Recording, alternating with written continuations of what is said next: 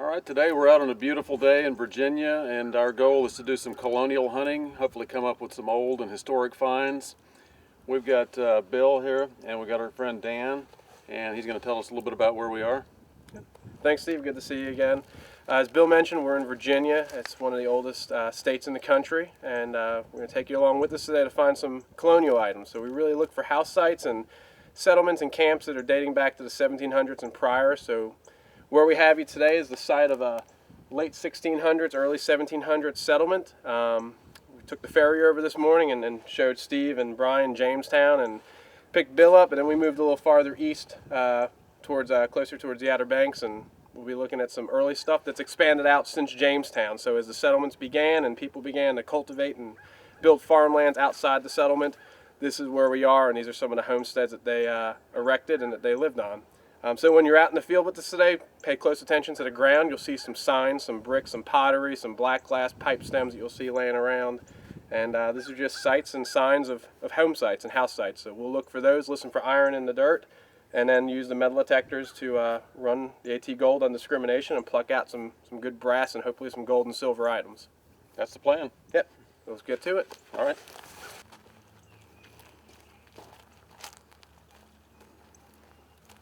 A lot of iron up here.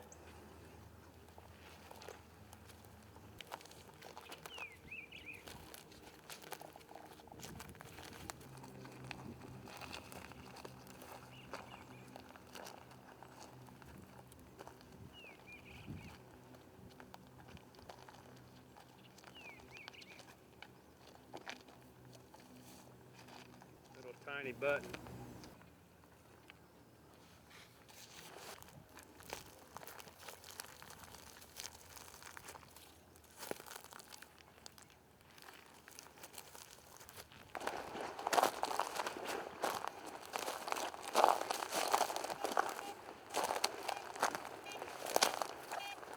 Hear that little squeak in there?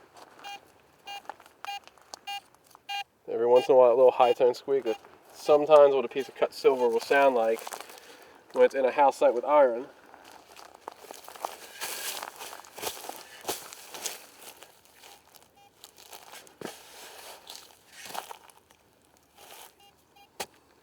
You hear it now, it's much higher. Reading in the 70s, so it could be a big button or it could be a coin.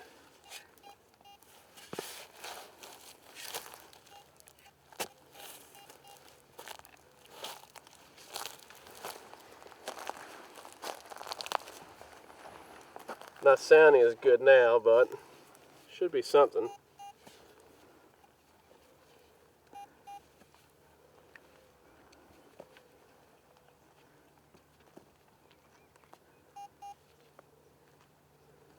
What we've got is a so a lot of people, this is unique, so a lot of people will call these different things. Some folks will call this part of a frizzen pin brush or an item that will basically screw on top of a flintlock pistol or musket to hold the flint in place. I honestly believe that what they are is a decorative draw pull from the 1700s. So what you would see here is a pin cavity. This is where a loop would hang through. This would screw into the drawer pull, and that's what you'd use to pull it out. But definitely from the colonial era. The reason why I gave such a high tone is it's very dense, solid brass. Some of the signs that bring us to where we are. So as you can see, it's a piece of black glass whiskey bottle. Most of the glass we're finding out here is dating to the mid 1700s, late 1700s, early 1800s, but this field, if you look about, you'll see signs of it just kind of strung about, little pieces of brick. I'm looking around to see if I see anything else, but like there's a brick next to your right foot, right there. I think that's a brick. Yep, here's a flake of brick. It's from the foundation. Nice solid signal here. I don't think it's silver. It's hitting too hard. Could be a musket ball or something. Let's see what we got.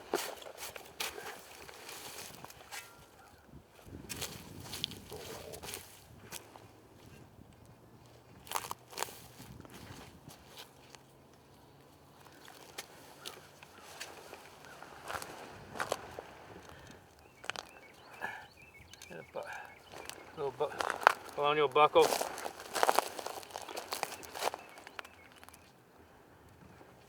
Sounded really sweet. Could have been silver, but I'll take it. Just early pieces of plateware, shards of it.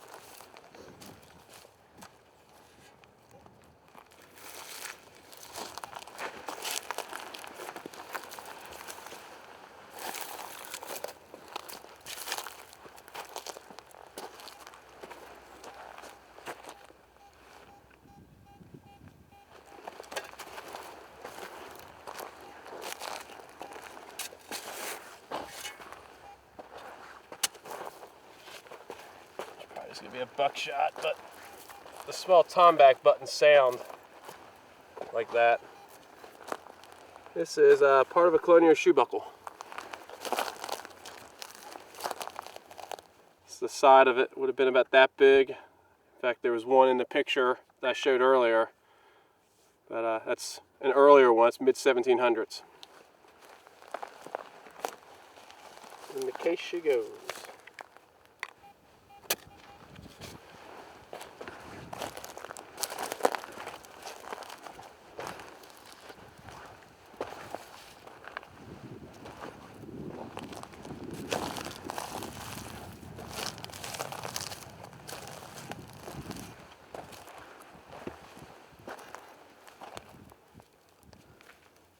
This came right out of the plug. It's a button.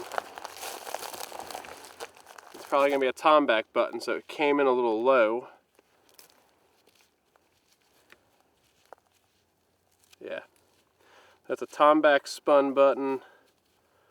It's mid to late 1700s.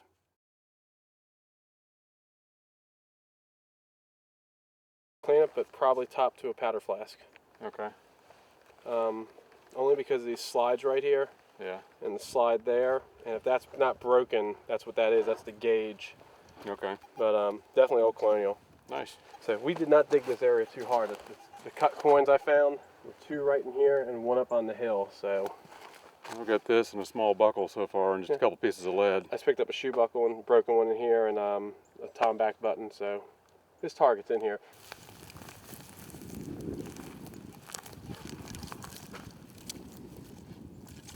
Good thing about working this direction is you get that coil down in between all these little rows. And see, that's what we missed the last time. We pretty much only worked these open tractor paths. We didn't dig any of the stubble.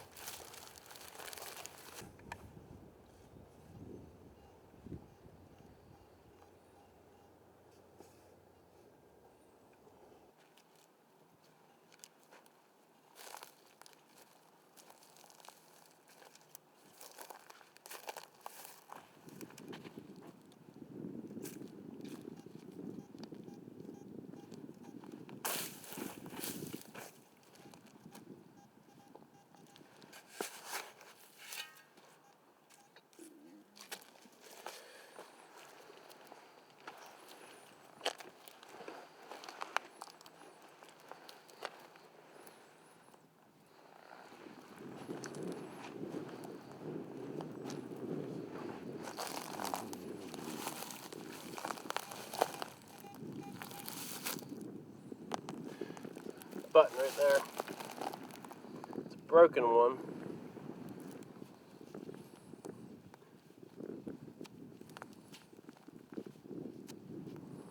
It's an early one. You can see the channel on the back. And it's not the drilled in tomback shank. It's a pewter button. It's early 1700s.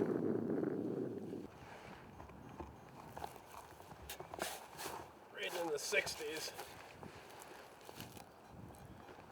Now it's screeching into the 70s. It could have been because I moved it and disturbed it, or I might have knocked a piece of iron off, but it's down there.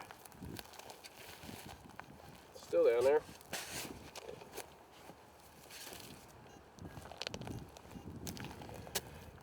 Got it out now. It's back in the 60s, so I don't think it's going to be a coin, but should be at least a button or maybe a musket ball or something Colonial related. I hear that double hit. There it is right there. That double hit that you hear, if you heard it or not on camera, is usually indicative of a fairly large button. This one's got some gilt on it. This is more of the early 1800s variety with the construction of the back. They really didn't start back marking buttons until the early 1800s. It became common practice in the 18 teens, and silver gilting also became more common practice around the turn of the 19th century.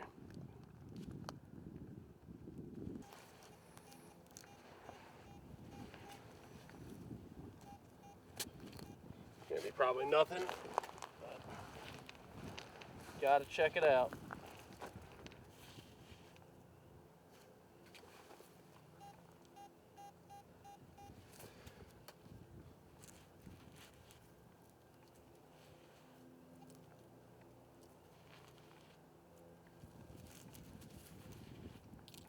I had 2 targets.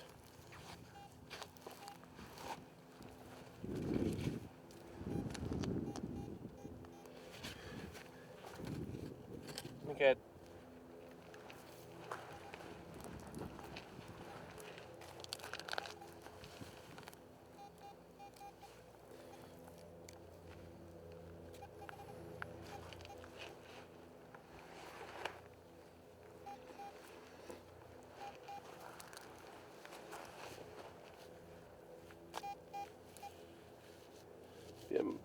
Ball. A lot of these out here though, and this one does not. A lot of them have little sprues on them. You can tell that they were making them, so it's not necessarily just buckshot, but they were pistol balls or blunderbuss or buckshot made in the 1700s.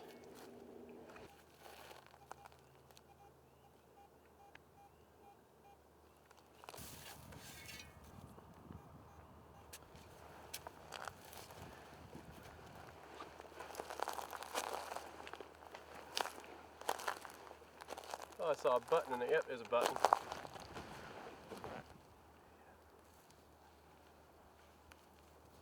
And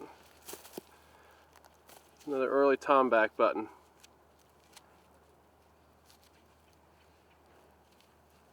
Another 1700s button.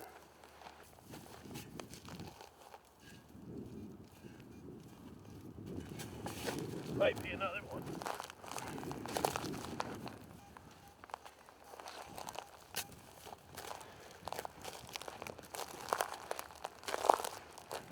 It's going to be small.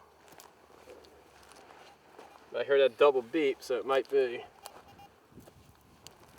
There it is. You hear this double beep? If I can get to do it. There it goes. That double beep, typically, when you hear it with this machine, is a button.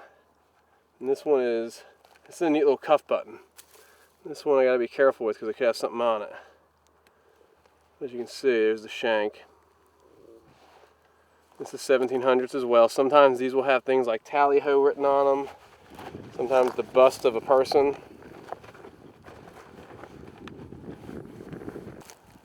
The dirt just falls apart.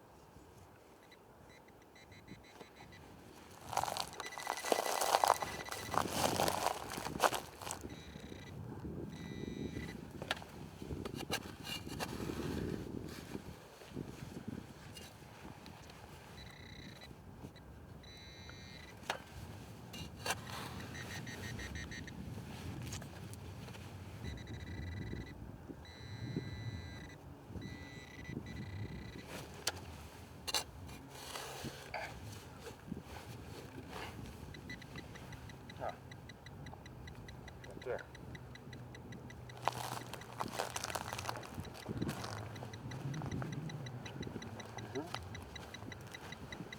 Almost looks like an old coin, but it's just almost worn down to nothing. If I had to guess, it's an old nickel. There's not much left of it.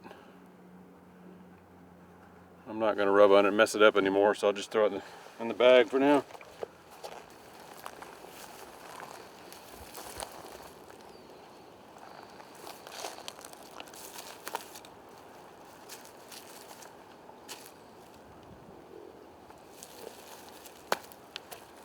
Kind of reads higher now that it's out of the ground, so.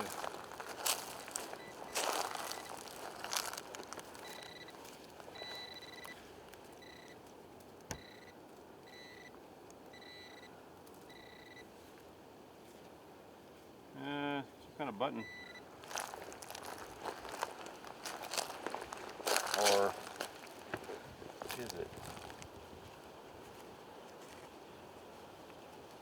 Well, it had a brass color on the top of it. The more I rub on it, the more it starts to come off though, so I'm not going to touch it. Like this soil just kind of eating up some of this stuff. It's old and green, whatever it is. Some of this stuff's what you, at the end of the day, say, all right, Dan, tell us what we got. It's old, but I don't know what it is. So, put it in the pouch.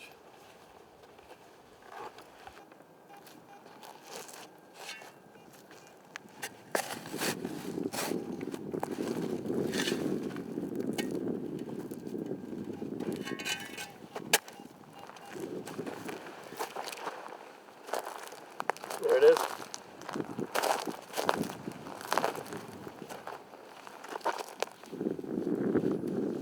So, that button's dished. It would have had a pewter face on it. Or it could have a small design on the inside. You can see that's concaved in. That's an early button too.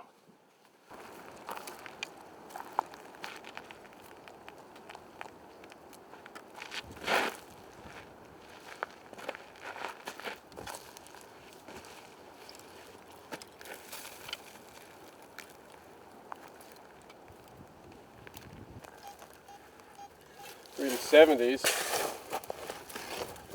Probably something that has been dug already.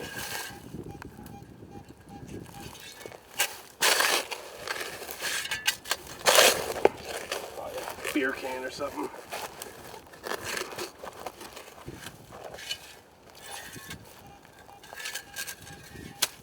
That sounds good. So we dug a lot of buttons right here. So one would think that it should be at least a relic. And it is a button.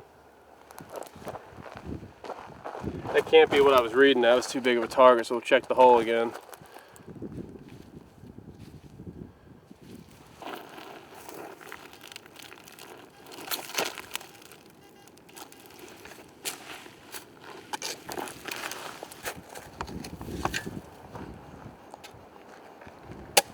This could be embarrassing.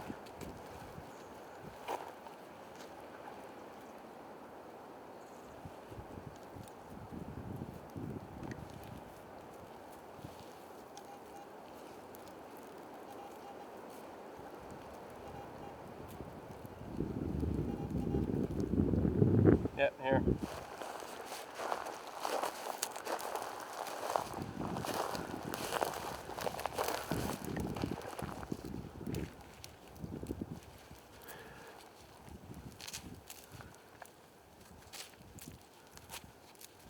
And this is, it's a standard flat button, but pretty one.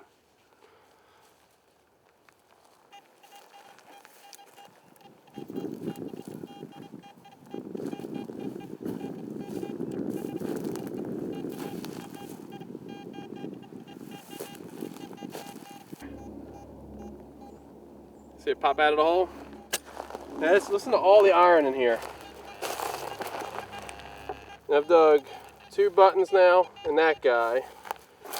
I'm assuming that's a button. I haven't touched it yet. I was talking to Brian. And that's what it is. Yep, there's the shank, perfect straight up shank. Nice little tom back again.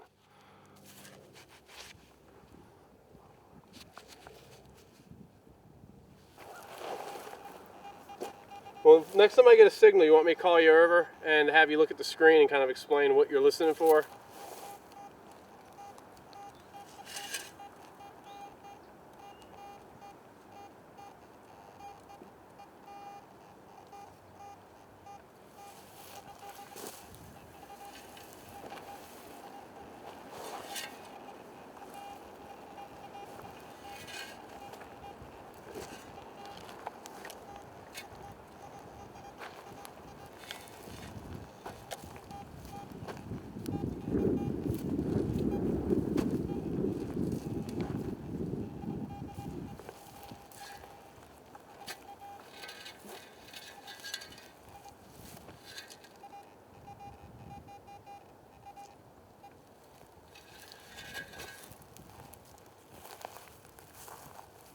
Watch, I won't look and get one.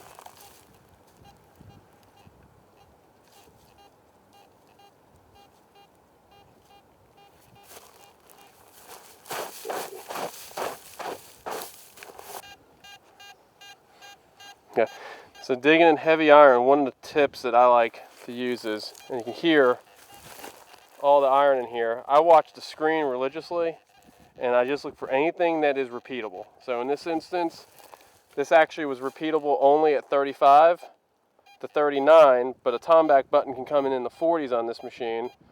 Took just a little bit of ground off and now it's repeatable back in the 60s to 70s, which if I'm in a camp sounds more like a mini ball, but this is either going to be a button or a piece of flat iron if I had to take a guess.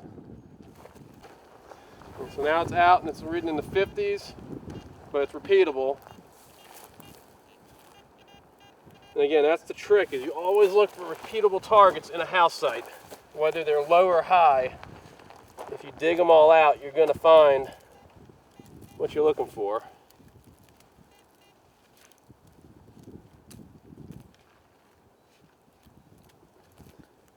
And I dropped it. I heard a double beep, so hopefully that's a button. There it is again. And again. Actually, this is part of a shoe buckle. In fact, this is the missing part of the shoe buckle that you might have seen at the very beginning of the video, or later on. I'll let you figure that part out. But that Tudor Rose shoe buckle piece I've got back at the truck, that's the missing piece to it. There's actually going to be a Tudor Rose that would connect right here, another bridge, another Tudor Rose on this side, and it's a early shoe buckle, and it's a pretty massive one. I'll show you the completed pieces when we get back to the truck, but I've dug the other pieces here the last time we were at the site. But that's why you listen for repeatable tones.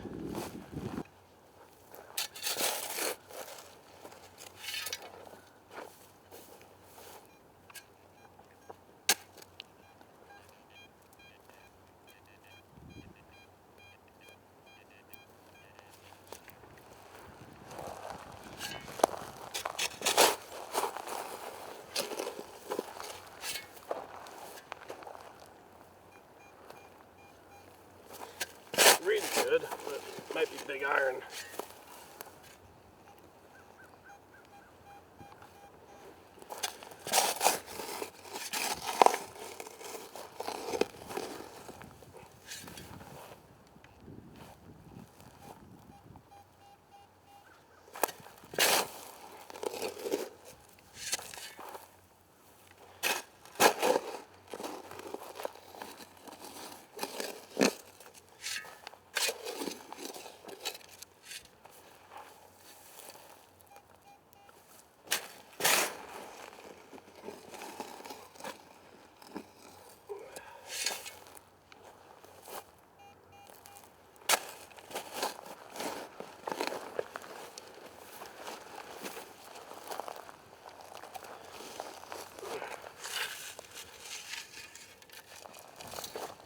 And the halo effect, that's a early harness buckle, Colonial era.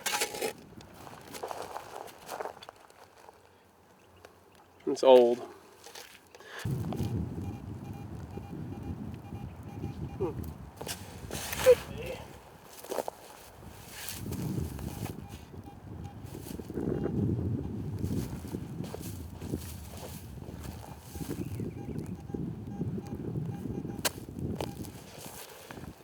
liked it better. It was reading higher.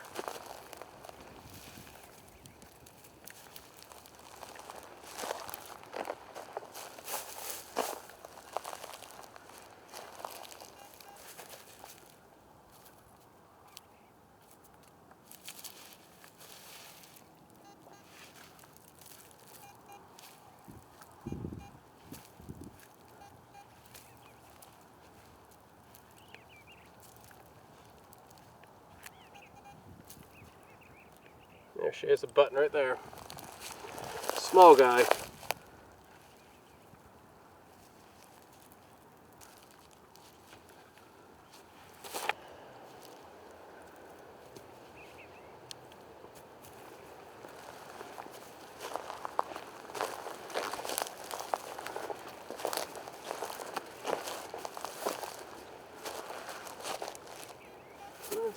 Could be, it's giving me a double hit.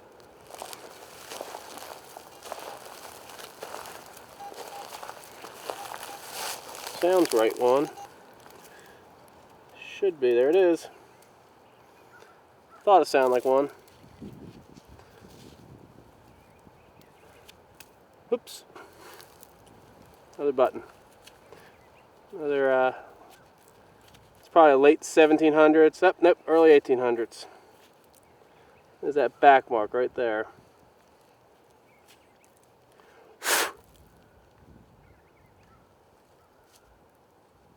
See the guild right there on it.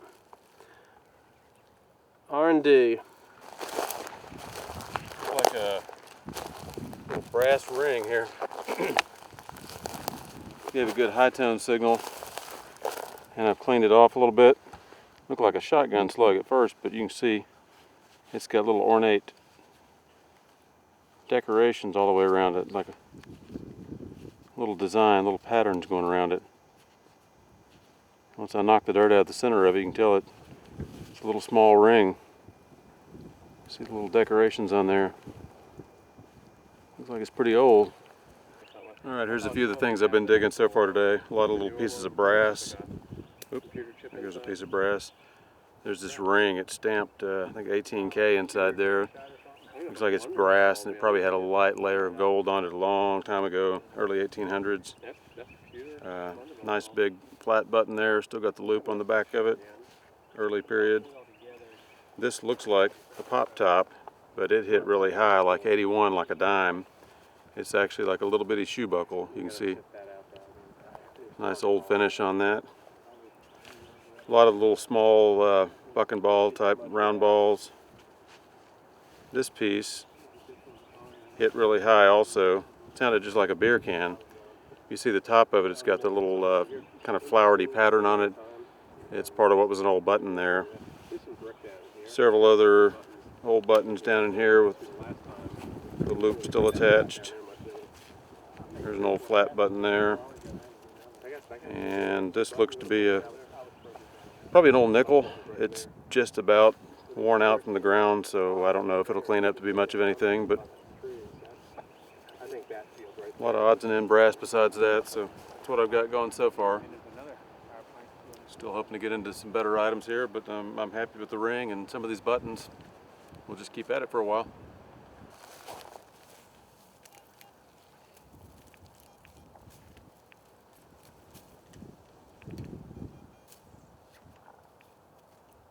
Piece of an early shoe buckle. It's a real decorative one.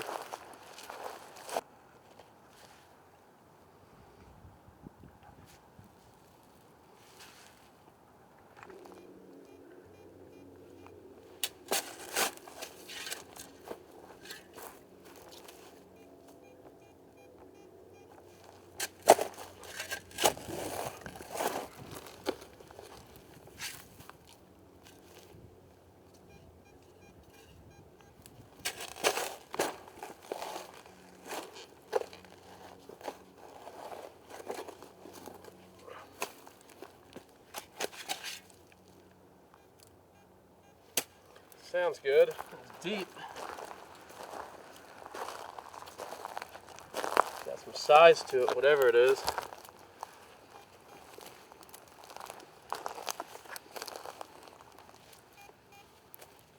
There she is right there. That, I want to be careful with that. That is a very fragile but very early pewter button.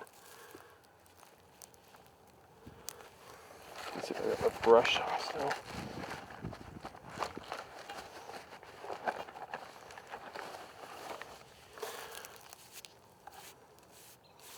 Just make out the design on it right there.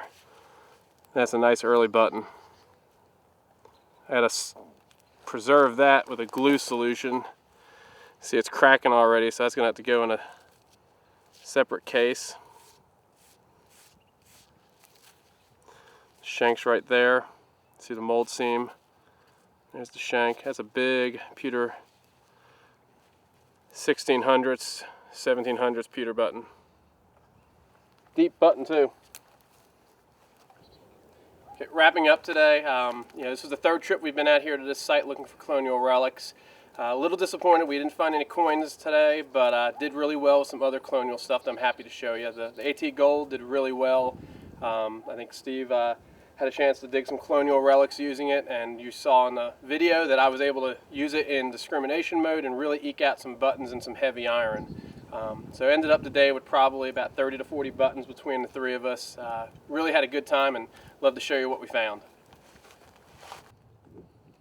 And so as I mentioned, we found quite a bit of Colonial doodads and the miscellaneous items today.